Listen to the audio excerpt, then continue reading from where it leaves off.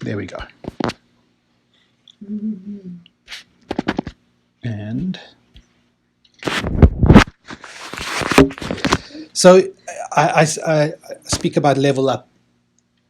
Level Up is about maturity, leadership, and discipleship. So just to reiterate what we're doing here, we're growing ourselves. We're forcing ourselves to say, God, we want to be in a posture, in a position to grow further in what you're calling us to. So those three things are really key for us at these moments. So thank you for taking the time out. I know how difficult it is on a Sunday night and tomorrow's work day or a school day or whatever it is, but I just appreciate you coming out here. I'm going to try and condense everything that I have in my mind. So let's have a look. Breaking cycles. Isn't that the coolest transition ever? I just love it. Whoa. Okay, breaking cycles, generations. That's a pretty disturbing picture, and I'm going to get back to it in a minute. But really what I want to talk about today is not just generation cycles, but broadly speaking, all cycles that keep us in bondage. I'm going to focus in, obviously, on generational cycles, but this whole concept covers all generations. So let's first look at the generation cycles. What are the generation cycles? Now, you've heard people speaking about baby boomers, and X-Gen, and millennials, and Gen Z, right? Most of the little guys are Gen Z. So hopefully you can see what's happening there, but that's a period of about 200 years on the slide. Starting in 1822 at the top there with the Gilded Generation. If you then go on, like as if you're reading a page, Progressive 1843, Missionary Generation 1860. Now it gets into familiar territory, the Lost Generation 1883. The GI Generation 1901, you would remember them as the ones not who fought so much in the world wars, but who were, particularly the Second World War, but who were the generals and the commanders of the Second World War.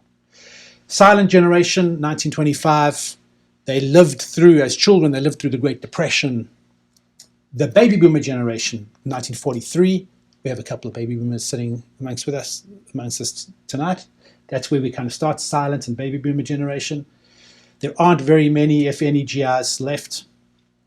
Then we have the X-Gen 1961. That's my group. Woohoo! Represent. Millennials 1982, starting thereabouts. Gen Z, I'm estimating, starts around 2008, maybe 2006, somewhere around there.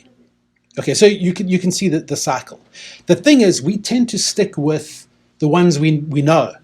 And we compare what is millennials like compared to X-Geners and what's boomers like compared to millennials, etc.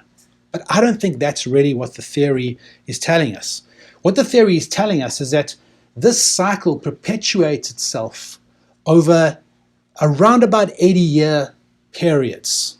Every 20 years, there's a new generation. And after 4 of them, it starts again.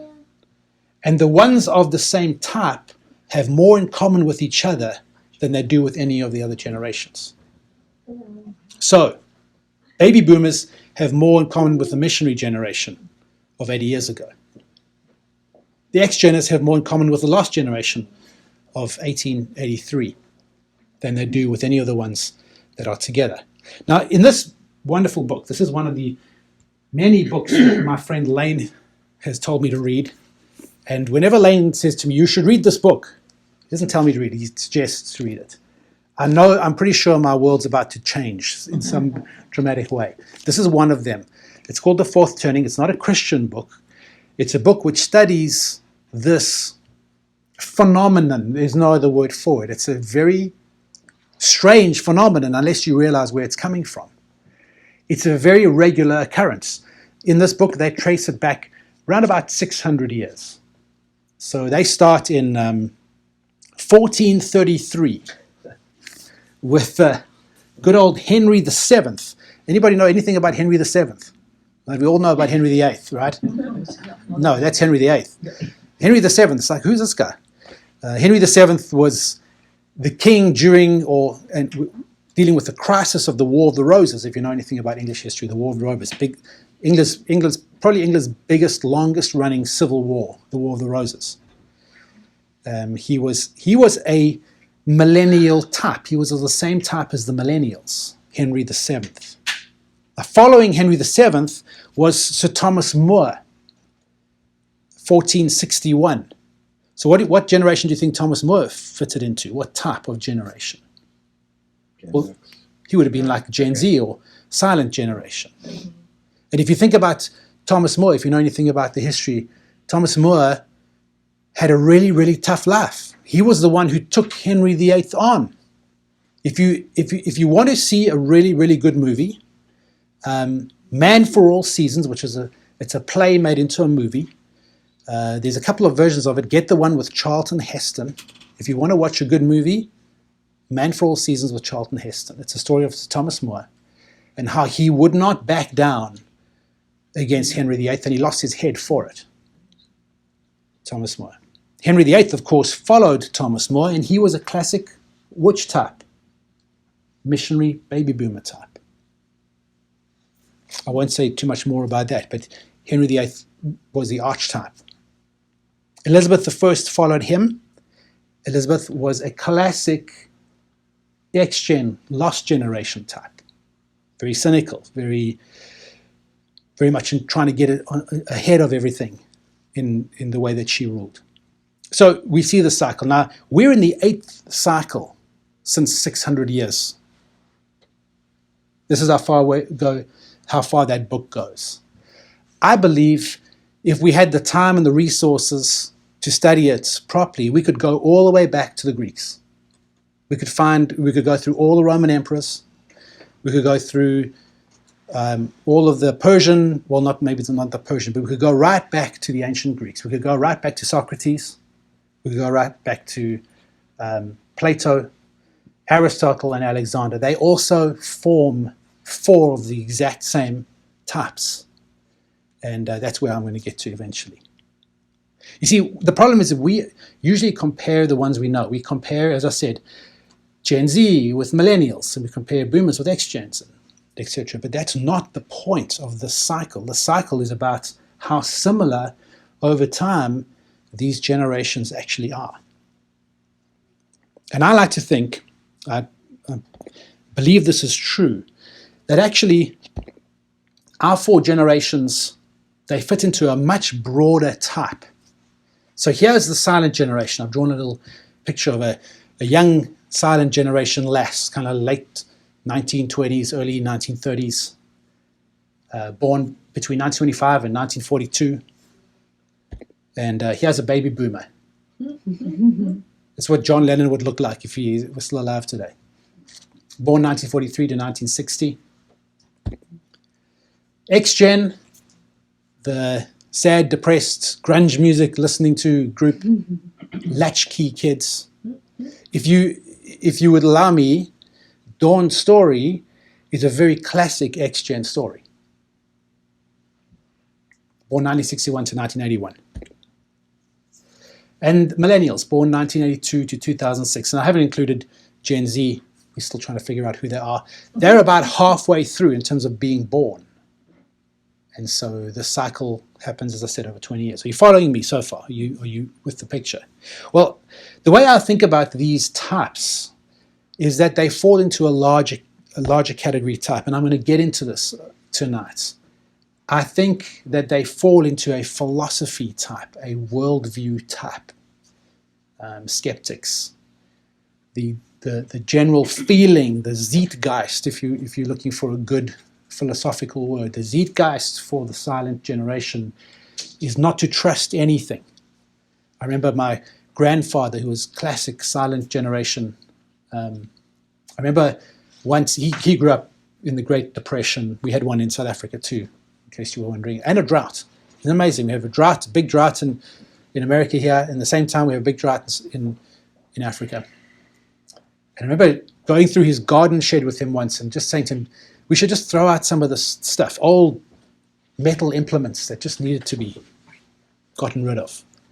And he got really mad with me. You don't throw anything away. That was his philosophy. The baby boomer type generation is really about hedonism. It's about what suits you the best, what feels the best for you. And I'll talk a little bit about the conflict between the baby boomers and the GI generation in the 60s. The X-Gen group is a cynical, they are a cynical generation. They're the great conspiracy theorists, right, Barry? Great conspiracy theorists. And then the Stoic generation, the millennial. The millennials are a Stoic type generation, very much into idealism, finding purpose in life, all of those kinds of things. Okay, are you following me so far? Made some flags. Should have made some flags.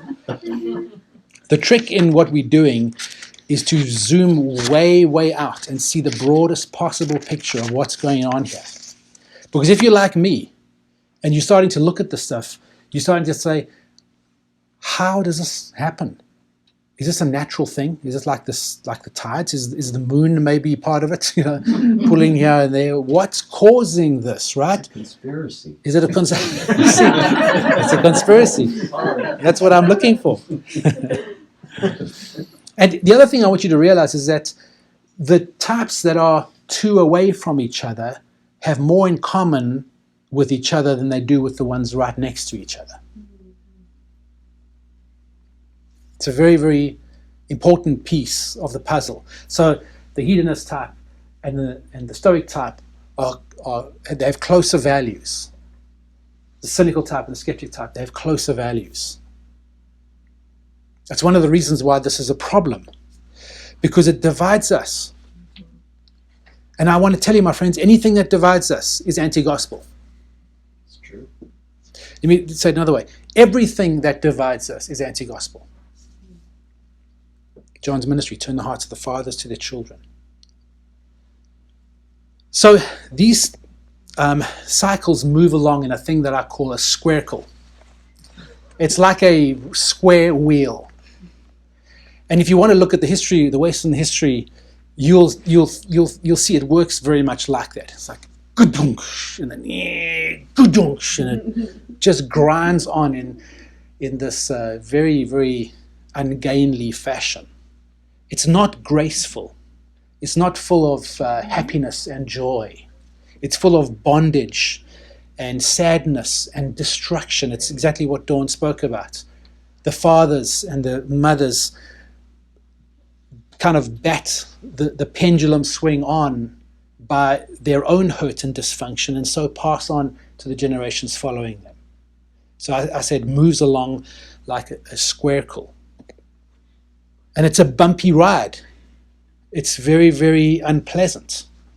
And you'll notice something if you start to study it a little bit, that there's an awakening and a crisis every 40 years.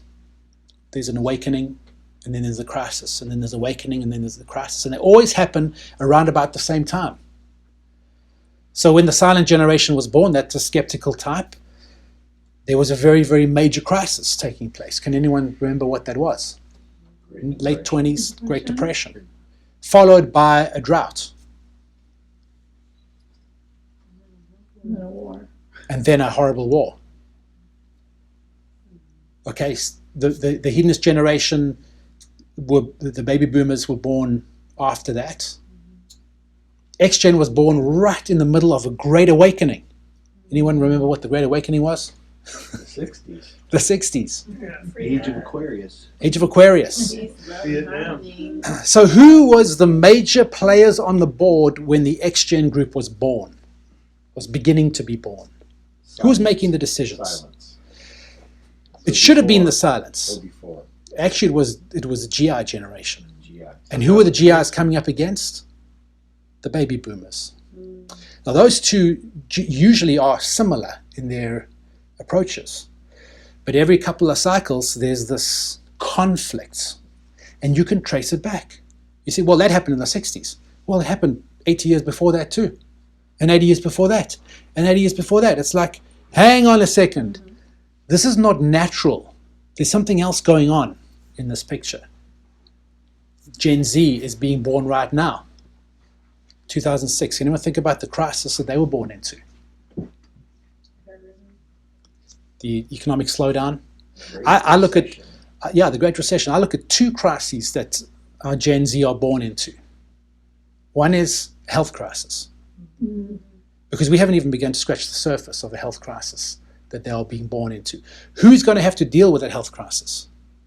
They are, but it's the millennial generation that it'll hit the hardest. And of course, the financial crisis too.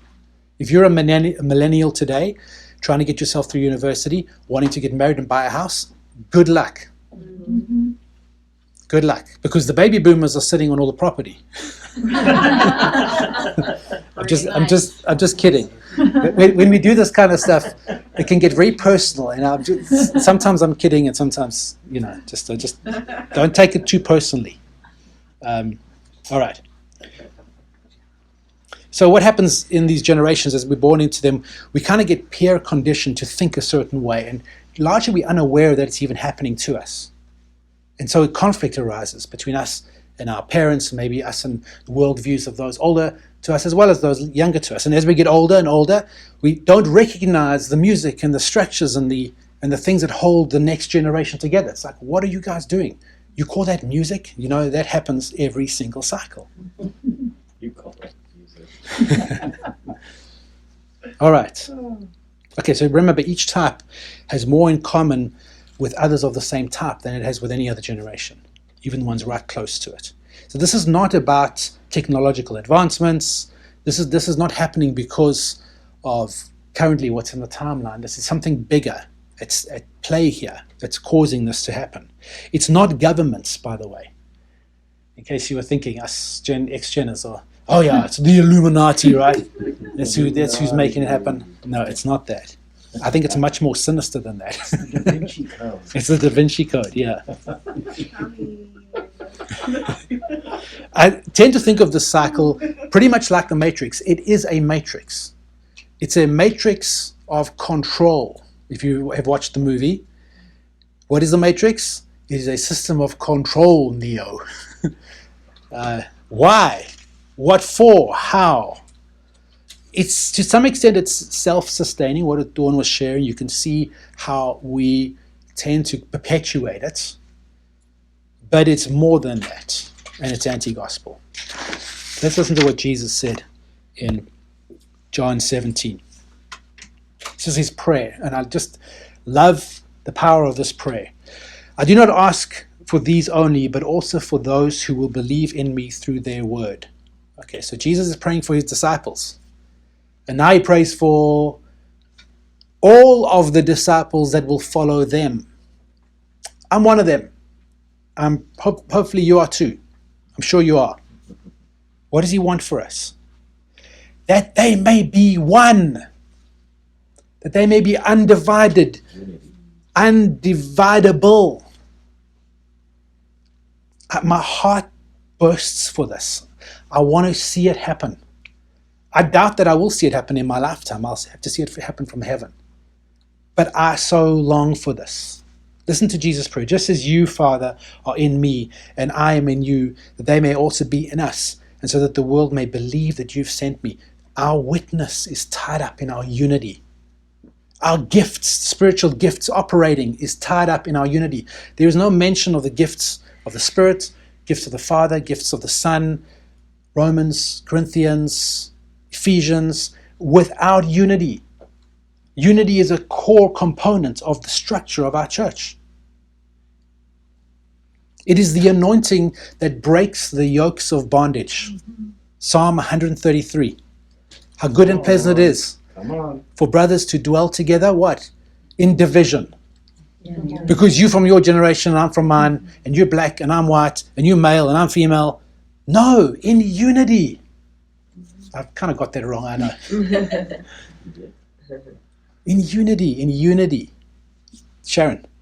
This just really sheds light on why so many divorces, because that's an attempt to just fracture that verse. Let me just expand on that. If you looked at marriages through the 40s and 50s, right, GI generation, the whole focus there was everyone wore the same kind of suit. You worked in the company for 50 years, got your gold watch, and you retired, right? Same haircuts. rock and roll was like, what on earth is this?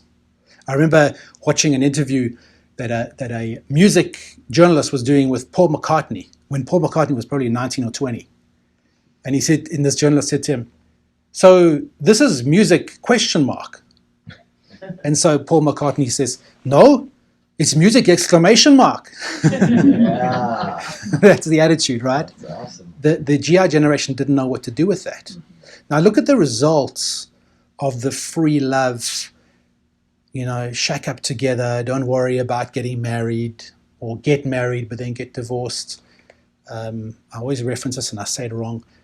Kramer versus Kramer. Remember that movie? Mm-hmm. That movie ushered in just a cascade of marriages. The result of that was the X-Gen group. Mom had to go back to work to pay the lawyers. That whole movement made lawyers very, very wealthy, divorce lawyers in particular. So yeah, I completely agree with you. This has a massive impact on marriages. But it's not like it hasn't happened before. Like I say, we can trace it all the way back. You can go back to Rome and see the same thing happening with Nero. Attack on marriages. And then it gets restored again. People come back to Victorian values, right? Nobody remembers Victorian values because none of us, not even our parents, were around then. It's the same cycle happening again and again. Pleasantville now. It's called Pleasantville now, yes. Yeah. You mean it's coming back? It is. One of our unity goals as a church is to break this cycle. I believe Revelation 20 is telling us that this cycle is going to break inside the church. For a full 80 years, I'm believing for 1,000 years, because that's a millennial reign. That's my thinking. Is what the millennial reign is about. It's a dissolution of the denominations into a single unity again, not a Catholic unity, a single unity, and a dissolution of the generations. And it'll come with all the other cycles of control, the dissolution of the gender war and the racial divide and all of the other divides that happen in the church. It's going to come one day. We get the chance to be part of it from the get-go. Okay. When we look at this, we have to realize something, that this is a generalization. This is not a personality test, right? A personality test will tell you what personality type you are. It's very specific to your type. This is not specific at all. This is more like a herd Zeitgeist or a herd identity. What does a group of people feel like? In any group, in a bell curve, there's going to be extremes. There's going to be people who are not typical of their type. My son Daniel is not a typical millennial, partly because he knows a lot about this, because I've been preaching it to him for 15 years, partly because he immigrated, he's from another culture. A lot of factors will work into him not being a typical millennial. So you'll find people, you might say, hang on a second, I'm not like that, and I'm a baby boomer. Yeah, I can completely believe you. This is not a personality test. Okay, it's very, very much a generalization. Okay, so let's look very quickly at the... Give me 1 second. Go. Okay, let's look a little bit at Daniel chapter 7. I want to try and get through this quickly. How am I doing for time? I need to hurry. Daniel chapter 7, verses 1 to 8. I like to think of Daniel as the Dumbledore of Babylon. If you read the book and you look at this picture, you will kind of agree with me. This is from Daniel 7, verses 1 to 8, and I'm going to read it quickly. This is an etching, by the way, by a kind of early 19th century artist, describing what Daniel saw. That's Daniel thinking, what the heck am I looking at? Or maybe it's God, because God's in that picture too. I don't know who it is. But it's a phenomenal picture. You look at it and you think, what is going on here? These four beasts, lions with wings and this crazy looking horned thing on the right, and they look like they're frolicking in the surf. What is going on? Let's read it. Daniel declared, I saw in my vision by night, and behold, the four winds of heaven. Winds is the same word as spirits. It's the same concept. The four winds of heaven appear in Revelation chapter 7, and it's always in regards to disaster coming or being held back. The four winds of heaven, Daniel sees. They were stirring up the great sea. These four winds. These beasts are not the four winds of heaven. The four winds of heaven are invisible in this picture. But they're stirring up the great sea. The sea represents humanity and its tides and cycles and strivings and civilizations, great big pictures of humanity. These four spiritual influences were meddling in the affairs of man. That's what Daniel is seeing. I'm interpreting it for you as we go. This is why Michael Huss's work is so important for us, because we need to see what's going on in the spiritual realm. And four great beasts came up out of the sea, different from one another. Different from one another. Very important little sentence. The first was like a lion and had eagle's wings. Then as I looked, its wings were plucked off, and it was lifted up on the ground and made to stand on 2 feet like a man. And the mind of a man was given it. This is the great civilization of Babylon being depicted. Behold, another beast, a second one, like a bear. It was raised up on one side.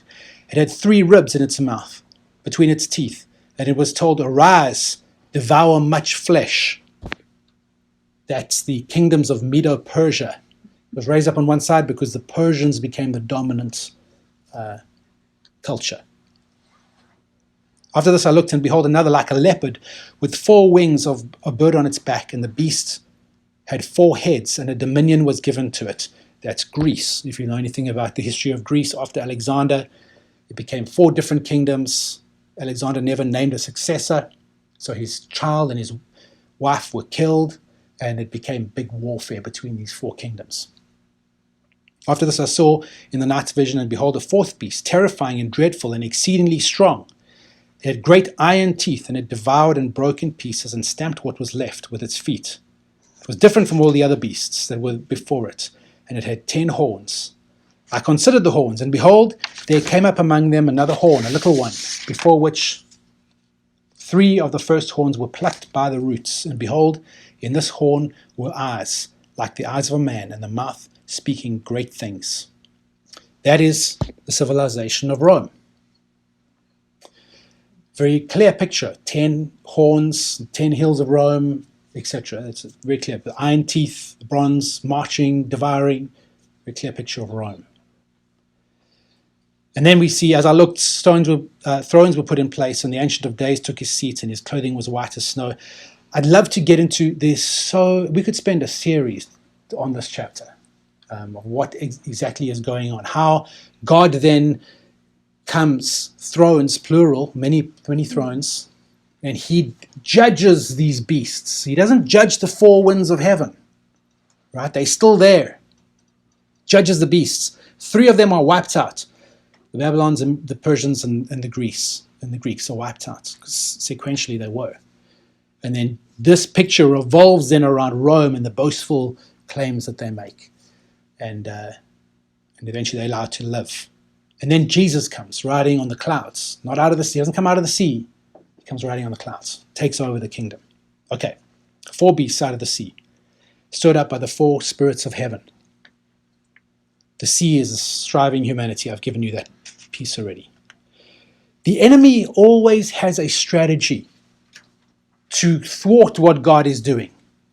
We see this in Genesis 6 and Genesis 10.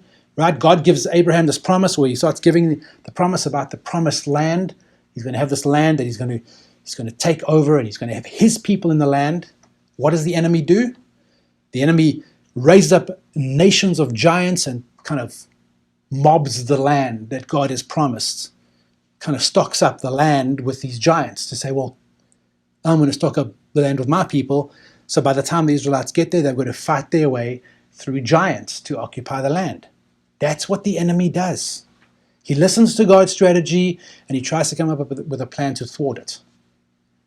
And he's like Wile E. Coyote. He never succeeds. No matter how much TNT or, however many Acme products he buys, he can't succeed. His stuff ends up working against him. And so we see these 4 great generations prophesied. Pretty powerful stuff. But I want to ask you a question, my friends. That's now history for us, right? Unless anyone knows of another Caesar that's operating out of Rome. Don't answer that question because it's kind of true. So what happened to the 4 winds of heaven? What are they? Do you think they just said, oh, well, that didn't work. Our plan to take over with the giants in the beginning didn't work. Our plan to take over with these guys didn't work. So we'll just kind of give up. You think that they're doing that? No, I don't think so either. We are still fighting against them. Ephesians 6:12. We don't wrestle now, today. We don't wrestle against flesh and blood. We don't wrestle against these beasts. They come out of the sea. They're generations or they're civilizations that come from us. It's not our battle. Against rulers, against authorities, against cosmic powers over this present darkness, against the spiritual forces of evil in heavenly places. The winds of heaven. That's where our battle lies.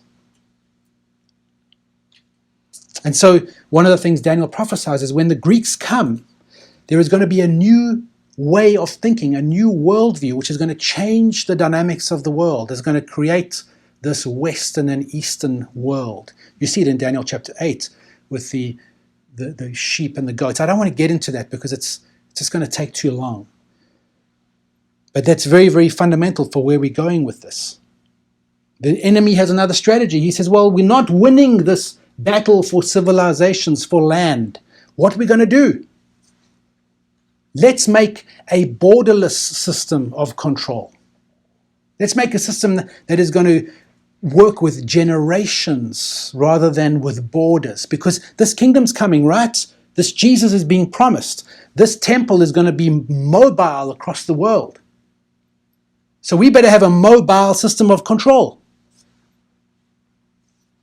And so he devised this nationless way to rule. It's secular, it's Western. You don't see the same patterns that I'm speaking about, the generation cycle. You don't see it in the third and the second world. A little bit in the second world. You see it in the first world. You see it in the Western societies, Western civilizations. It's Greek in its origin. It's a way of thinking. So how does he rule? He rules by generational divide. And those 4 beasts also represent these systems of control. The Babylonian picture, that lion, is very much like the skeptical generation. Made to stand on their feet. They're always forced into a situation they don't really want to be in. The hedonist generation is very much like the bear, raised up on one side. I don't want to get into all the symbolism of it, but he's got 3 ribs in his mouth. And they stand for 3 of the main tenets, questions that the hedonist philosophy asks. Did you say the Persians represent the hedonists? Hedonists, yeah. Oh, yeah, Medo-Persians, hedonists. The Greek represent the cynic, that's leopard, the stealthy kind of in the shadows. If you listen a little bit to the X-Gen, history of the X-Gen generation, and you listen to how marketing worked in the early 80s, how suddenly these great big advertising companies who sold all the jingles to the baby boomers lapped it up. They loved the jingles and, Cocoa Pops and cornflakes and all the X-Gen said, we don't want any part of that. Suddenly all the marketing and advertising that had worked for such a long time was not working on the X-Gen group. So they're like a leopard. They're hidden in the shadows. They like it that way. They don't trust too many people. They're cynical. And then, of course, the next generation is the stoic generation, the millennials. You'll see as they develop how stoic and idealistic they are as a generation. I'm not being critical of anyone. I'm just telling you the way that it works. If you look at how these words came about, the word skeptic means to inquire and review and reflect. And the silent generation, the skeptical generation, is very much like that. Always, how much is it going to cost me?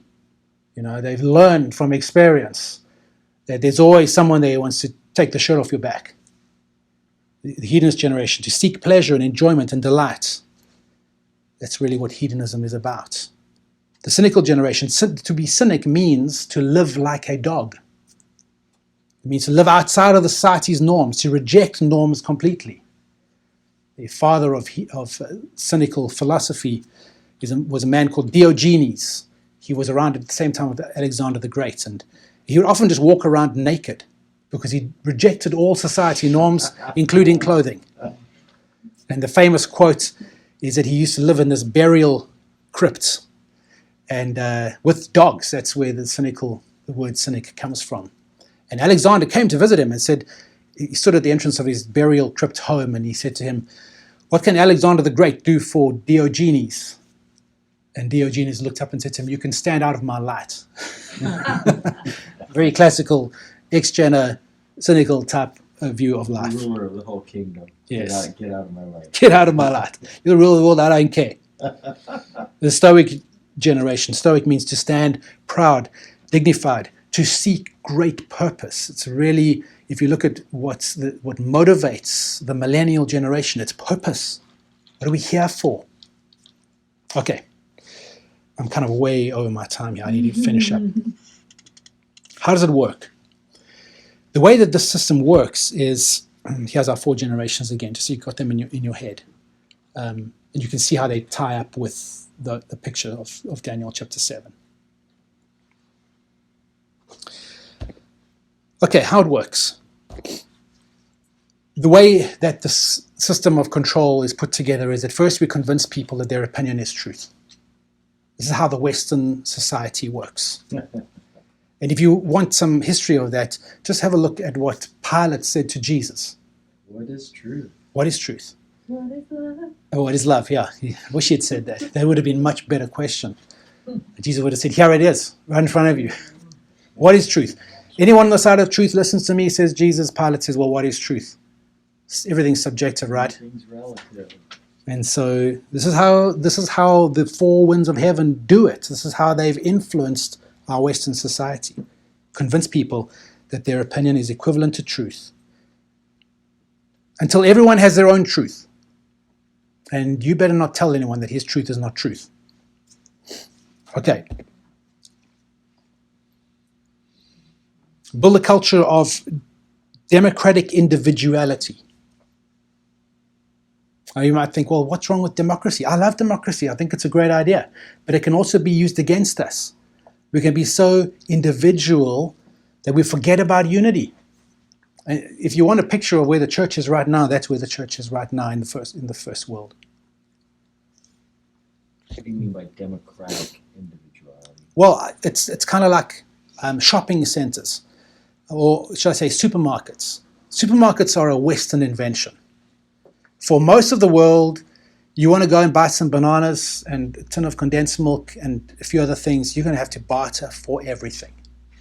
Have you ever gone to Safeway and pulled out a tin of baked beans and said, well, I know it's at $2.75, but I want to pay $1.50 for it, and then you barter? Could you imagine living like that?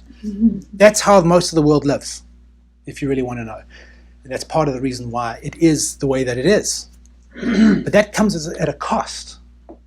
It comes with a demand that I have on my individual rights.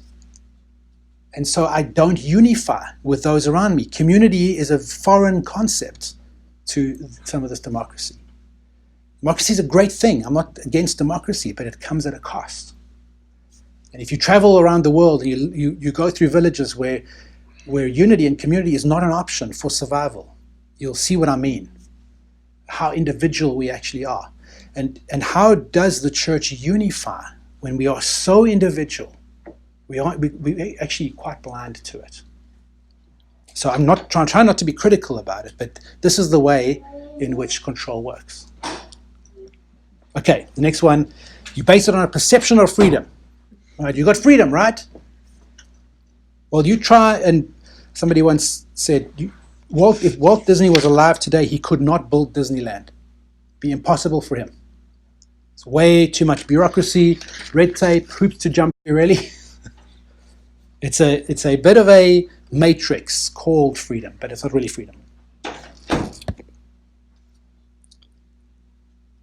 And then you control the cultural narrative in the questions that we ask, and that's going to be our workshop tonight, largely by using the media. You look for extreme sentiment and you look for extreme binary options when it comes to the question. I'll give you a quick example.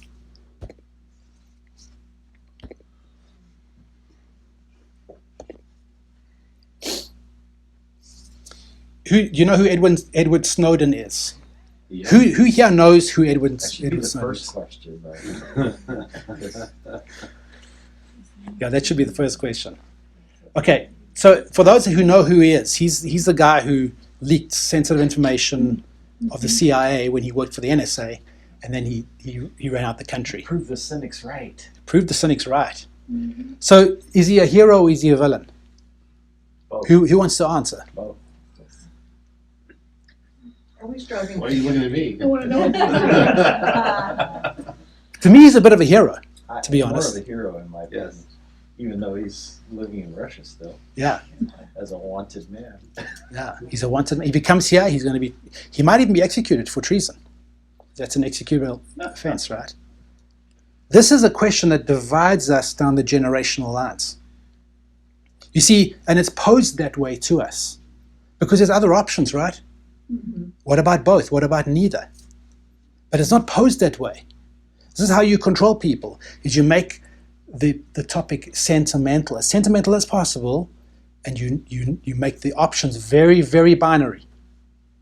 You think that Fox Media is working against the liberal media. No, they're working very much together to offer you two options, and that's it. That's how the system works. Can you see it? Okay. You either love me or you hate me. Right. And there's no other middle ground. And if you disagree with me, you must hate me completely. If you bring up vaccinations, that will do the same thing. Yes. So Vaccinations. this is where our examples are going to get a little bit testy when we do the workshop. And that could just divide us right there. Yes.